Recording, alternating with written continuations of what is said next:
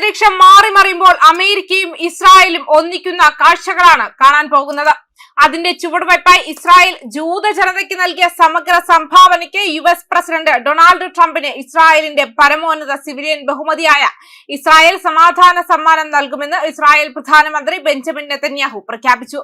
ഫ്ലോറിഡയിലെ മാറെ ലാഗോയിലെ വസതിയിൽ ട്രംപുമായി നടത്തിയ സംയുക്ത പത്രസമ്മേളനത്തിലാണ് ഈ പ്രഖ്യാപനം നടന്നത്.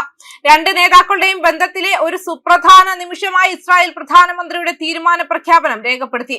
ശാസ്ത്രം, കല, മാനവികത തുടങ്ങിയ മേഖലകളിലെ മികവിന് ഇസ്രായേൽ പൗരന്മാർക്ക് സാധാരണയായി ഇസ്രായേൽ സമ്മാനം നൽകുന്നതെന്നത് ശ്രദ്ധേയമാണ്.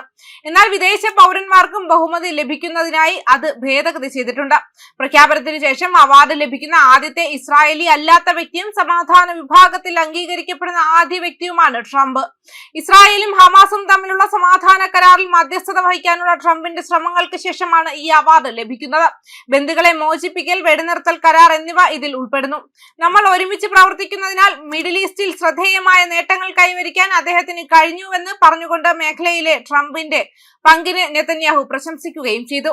മേഖലയിലെ സമാധാനത്തിനും സുരക്ഷയ്ക്കും ശ്രദ്ധേയമായ സംഭാവനകൾ നൽകിയ വ്യക്തികളെ അംഗീകരിക്കുന്ന ഒരു അഭിമാനകരമായ അവാർഡാണ് ഇസ്രായേൽ സമാധാന സമ്മാനം.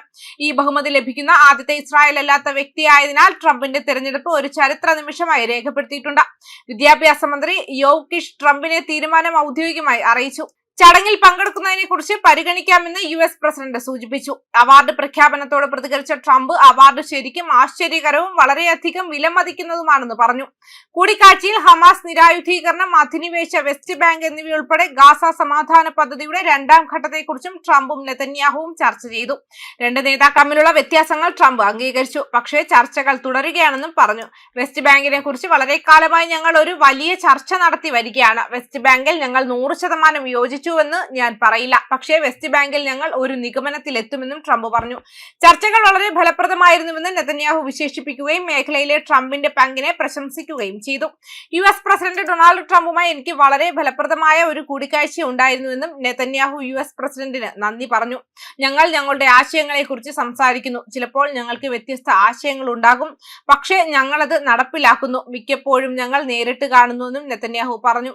ട്രംപ് മിഡിൽ ഈസ്റ്റിൽ ശ്രദ്ധേയമായ നേട്ടങ്ങൾ കൈവരിച്ചിട്ടുള്ള അവർ ഒരുമിച്ച് പ്രവർത്തിക്കുന്നത് കൊണ്ടാണെന്നും അദ്ദേഹം കൂട്ടിച്ചേർക്കുകയും ചെയ്തു. ന്യൂസ് ഡെസ്ക് കർമ്മ ന്യൂസ്.